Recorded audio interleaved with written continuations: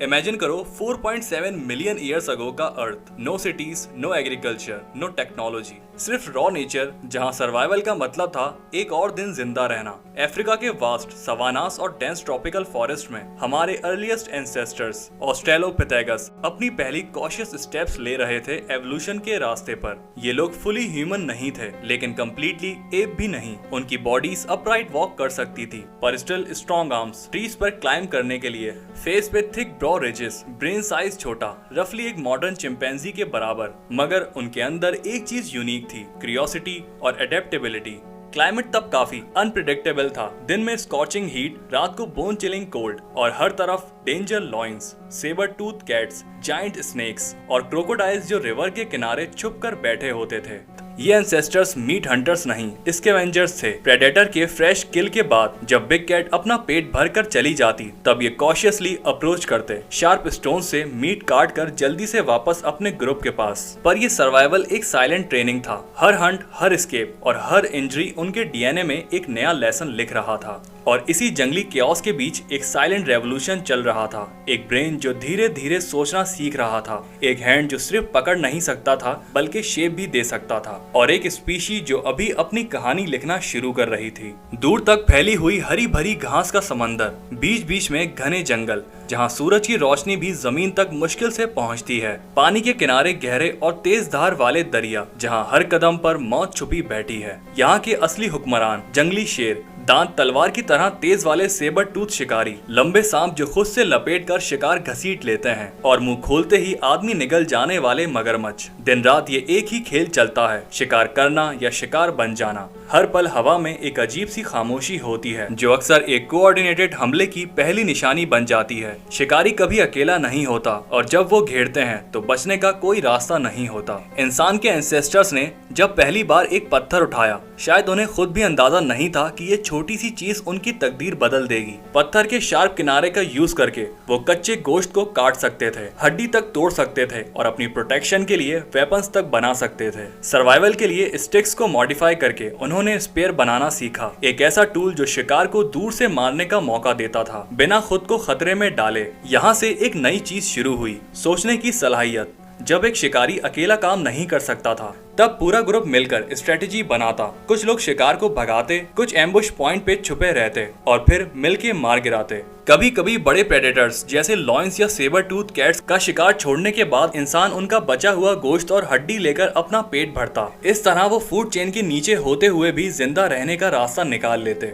फिर पहली बार फायर से एनकाउंटर मास्टरी का मोमेंट नहीं था, बल्कि प्योर टेरर का था। अचानक स्काई में एक ब्लाइंडिंग फ्लैश, लाइटनिंग ने एक ट्री को स्प्लिट किया, फिर एक डेफनिंग क्रैक और हवा में स्मोक का रश। फ्लेम्स रोअर करते हुए उन पर उठ रही थी, ब्रांचेस को कंज्यूम करते हुए, और आसपास के एनिमल्स हर डायरेक्शन में भाग रहे थे। अर्ली ह्यूमंस के लिए ये एक ऐसी फोर्स थी जो समझ से बाहर थी, ब्यूटीफुल भी, डेंजरस भी और अनटचेबल। शुरू में वो दूर ही रहे, फायर जो भी टच करती उसे बर्न करके सिर्फ ब्लैक एंड ऐश छोड़ देती, लेकिन इसके साथ एक स्ट्रेंज सी लाइट आती जो नाइट को पुश बैक करती। वो डार्कनेस जो कभी प्योर की प्योर बिलोंग करती थी प्रेडेटर्स को, फ्लेम्स के डांसिंग शैडो के आगे ग्लोइंग आईज हेजिटेट करते हुए दिखती। क्यूरियोसिटी बढ़ गई। कॉशियसली स्टॉर्म्स के बाद जब फ्लेम्स डाई डाउन होती थी, वो डाइंग एम्बर्स के पास क्रीप करके जाने लगे। उस वार्मथ का फील अलग था, सिर्फ सन की ब्रीफ हीट नहीं, बल्कि कुछ ऐसा जिसमें वो बैठ सकें, जो कोल्ड को बियरेबल बना दे। धीरे धीरे उन्होंने स्मॉल्डरिंग ब्रांचेस कैरी करना सीखे, उन्हें गार्ड किया, ड्राई ग्रास और ट्विग्स से फीड किया। फायर के साथ एक नई रात आई, जहां सनसेट के बाद के आवर्स हंटर्स और अनसीन डेंजर्स के होते थे। अब वहां लाइट और प्रोटेक्शन थी। फ्लेम्स का ग्लो एक सेफ्टी का साइन बन गया, एक वार्मथ का प्रॉमिस और एक गैदरिंग प्लेस। इसी के आसपास वो स्टोरीज शेयर करते, हंट्स प्लान करते, और अपने आप को सिर्फ सर्वाइवर्स नहीं बल्कि एक पीपल समझने लगे। फायर फ्रेंड भी थी और फो भी, इसकी हंगर का डर और इसकी गिफ्ट का रिस्पेक्ट, दोनों साथ साथ। और जब एक बार फायर टेम हो गई, ह्यूमन लाइफ कभी भी पहले जैसी नहीं रही। ओपन प्लेन्स की लाइफ का मतलब था कभी एक जगह ज्यादा देर तक नहीं रुकना। हमारे लोग हर्ड्स और रिवर्स को फॉलो करते, सीजन्स के साथ साथ फूड और वाटर की सर्च में मूव करते रहते। लेकिन ये लैंड प्रिडिक्टेबल नहीं था। मंथ्स ऑफ प्लेंटी कभी कभी ड्राउट के वीक्स में बदल जाते, या सडन फ्लड्स लो लैंड्स को स्वीप करके हमें दोबारा मूव करने पर मजबूर कर देते। कभी डेंजर नेचर से नहीं बल्कि दूसरे ह्यूमन से आता। कभी हमारी मुलाकात राइवल होमिनिड ग्रुप से होती जो प्लेन्स के कुछ पार्ट्स को अपना क्लेम करते। पहले शाउट्स, फिर थ्रेड्स और फिर फाइट्स। स्टोन्स, स्टिक्स और शीर स्ट्रेंथ डिसाइड करती थी कि कौन रहेगा और कौन छोड़ के जाएगा। इस एंडलेस डांस ऑफ सर्वाइवल में ग्रासलैंड्स का हर स्टेप एक अननोन की तरफ होता था।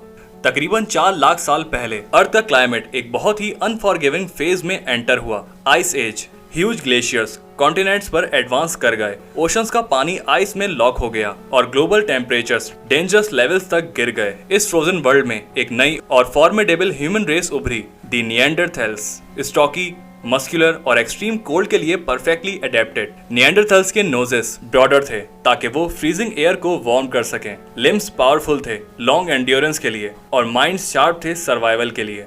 ये लोग अपना घर लाइमस्टोन केव्स में बनाते जहां अर्थ का नेचुरल आइसोलेशन उन्हें ब्रूटल विंड से प्रोटेक्ट करता। अंदर वो फायर का यूज सिर्फ वार्म के लिए नहीं बल्कि मीट को करने के लिए भी करते ताकि फूड डाइजेस्ट हो जाए और बॉडीज को ज्यादा एनर्जी मिले। एनिमल स्किन्स पहने होते जो सिनियों से स्टिच किए गए होते, टाइट फिट ताकि कोल्ड से बच सकें। टूल्स इवॉल्व हुए, सिंपल शार्पेंड स्टोन्स से लेकर हैंड एक्सेस, वुडन स्पेयर्स जो फायर से हार्डन किए जाते और स्क्रैपर्स जो हाइट्स प्रिपेयर करते। ये टूल्स सिर्फ फंक्शनल नहीं बल्कि स्किल और इंटेलिजेंस का प्रूफ थे। लेकिन लाइफ एक कंसिस्टेंट बैटल थी। आइस एज अनप्रिडिक्टेबल थी। विंटर्स कभी कभी ईयर्स तक स्ट्रेच होती और समर्स मेल्टिंग आइस से सडन फ्लड्स ला देते। हंटिंग रिस्की थी। मैमथ्स, वुली राइनोसेरोसिस और बाइसन प्लेन्स में घूमते थे, लेकिन उनको हंट करना कोऑर्डिनेशन, करेज और कभी कभी जान की कुर्बानी मांगता। और फिर राइवल्स भी थे, दूसरे होमिनिड ग्रुप्स। अर्ली होमो सेपियंस उनके टेरिटरीज में एंटर करते, हंटिंग ग्राउंड्स और शेल्टर्स के लिए कम्पीट करते। कभी वो ट्रेड करते, लेकिन ज्यादातर डिस्प्यूट्स ब्लडी कॉन्फ्लिक्ट में एंड होते। Neanderthals endured. Hundreds of thousands of years तक वो इस फ्रोजन वाइल्डरनेस में थ्राइव करते रहे। उनकी कहानी स्टोन टूल्स, बोन्स और साइलेंट केव वॉल्स पर लिखी गई। एक ऐसे वर्ल्ड में जहां हंगर और प्रेडेटर्स का रूल था, अर्ली ह्यूमंस ने एक चीज डिस्कवर की जो फेयर से भी स्ट्रॉन्ग थी। मेट्स के बीच के बॉन्ड्स, पेरेंट्स और चिल्ड्रंस के दरमियान का प्यार और छोटी सी बैंड के अंदर की यूनिटी का मतलब था कि सर्वाइवल सिर्फ स्ट्रेंथ का गेम नहीं बल्कि एक दूसरे का ख्याल रखना भी जरूरी था। आइस एज के वास्ट फ्रोजन प्लेन्स में सर्वाइवल कभी एक अकेला एफर्ट नहीं था, ये एक बैटल थी जो मिलके लड़ी जाती थी। अर्ली ह्यूमंस ने कोऑर्डिनेशन का आर्ट मास्टर कर लिया था। स्कैटर्ड इंडिविजुअल्स को एक डिसिप्लिन्ड हंटिंग टीम में बदल दिया था। शार्पेंड स्पेयर्स जो फ्लिंट के टिप्स के साथ फायर में हार्डन किए गए थे, उनके हाथ में चमक रहे थे। वो एक ऑर्गेनिज्म की तरह मूव करते, हर एक को अपना रोल परफेक्टली पता होता। कुछ हंटर्स प्रे को आगे ड्राइव करते, कुछ साइड से घुस के एस्केप कट ऑफ करते और सबसे स्ट्रॉन्ग फाइनल किलिंग ब्लो देते। उनका प्रे इमेंस होता। मैमथ जो एक मूविंग फोर्ट्रेस की तरह लगते, बाइसन जो फास्ट और अनप्रिडिक्टेबल होते और जायंट एल्क जिनके एंटलर्स एक आदमी की हाइट से भी ज्यादा वाइड होते। हर हंट एक गैम्बल होती, एक छोटी सी गलती इंजरी या डेथ का सबब बन सकती थी। वो ट्रैप्स का यूज करते, कंसील्ड पिट्स, रॉकी चोक पॉइंट्स और नेचुरल आइस लेजेस जो बीस्ट को स्लो करके कॉर्नर करते। एयर भर जाती पाउंडिंग हूफ्स की आवाज से, हंटर्स के शाउट से और प्रे के डीप डेस्परेट बेलॉस से जब वो अपनी लाइफ के लिए फाइट करते। हर हंट रिस्क से भरा होता। एक चार्जिंग मैमथ हंटर को सेकंड्स में क्रश कर सकता था। एक वुंडेड बाइसन अपने अटैकर को गोल कर देता था, लेकिन रिवॉर्ड मीट, हाइट्स, बोन्स और सिनियू पूरे ट्राइब को ब्रूटल कोल्ड में सस्टेन करता था। ये हंट्स सिर्फ सर्वाइवल के लिए नहीं थे, ये ट्रस्ट, स्किल और यूनिटी का टेस्ट था। प्रूफ कि आइस एज सिर्फ स्ट्रेंथ से नहीं बल्कि टीम के पावर से कॉन्कर हुई थी।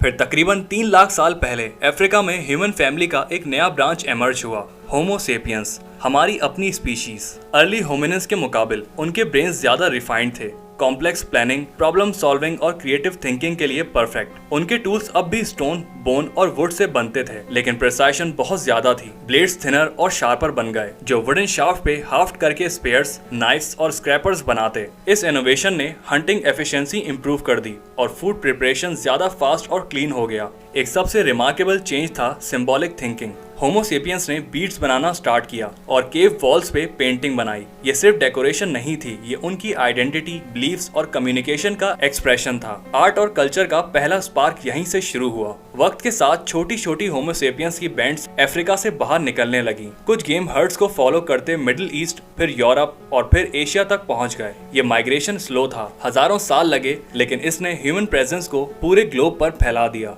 रास्ते में उनका एनकाउंटर दूसरे ह्यूमन स्पीशीज से हुआ, सबसे ज्यादा फेमस निएंडरथैल्स के साथ जो यूरोप और वेस्टर्न एशिया में रहते थे। कभी ये मीटिंग्स कोऑपरेशन और इंटरब्रीडिंग में बदल गई, जिसका प्रूफ आज के मॉडर्न ह्यूमंस के डीएनए में मिलता है। कभी ये कंपटीशन और कॉन्फ्लिक्ट का सबब भी बन जाता था, लेकिन एडेप्टेबिलिटी, इनोवेशन और स्ट्रॉन्ग सोशल बॉन्ड्स के साथ होमो सेपियंस धीरे धीरे अर्थ के डोमिनेंट ह्यूमन स्पीशीज बन गए। दुनिया अब एक नए चैप्टर में एंटर हो रही थी, जिसमें इंटेलिजेंस, क्रिएटिविटी और माइग्रेशन का स्केल पहले कभी नहीं देखा गया था। हर स्कार जो एक स्टोन टूल पे बना, हर बर्न मार्क जो एक एंशिएंट हर्ट पर है, सब एक ही कहानी सुनाते हैं। हम सरवाइव किए क्योंकि हमें करना पड़ा। टूल्स कंफर्ट के लिए इन्वेंशन नहीं थे, ये हंगर और डेंजर से पैदा हुए। फायर सिर्फ वार्मथ नहीं था, ये एक शील्ड था जो अंधेरे में टीथ से बचाता था। टीम वर्क काइंडनेस का एक्ट नहीं था, ये एक जरूरत थी ताकि तुम एक बीस्ट को गिरा सको जो तुमसे 10 गुना बड़ा था। लेकिन सर्वाइवल का एक प्राइस था। फ्रॉस्ट बाइट ने फिंगर्स ले लिए, प्रेडेटर्स ने केयरलेस लोगों को ले लिया, स्टारवेशन ने अनलकी को ले लिया। फिर भी हमारे एंसेस्टर्स ने आगे कदम बढ़ाया, स्टेप्स के बाद स्टेप्स, साल के बाद साल और जनरेशन के बाद जनरेशन। स्नो में, डस्ट में, मड में उन्होंने अपने फुटप्रिंट्स छोड़े, फुटप्रिंट्स जो जमीन में फेड हो गए, जब तक एक दिन वो हमारे नहीं बन गए। और जो कहानी आइस एज के शैडोज में शुरू हुई थी, वो कहानी आज भी हम में लिखी जा रही है।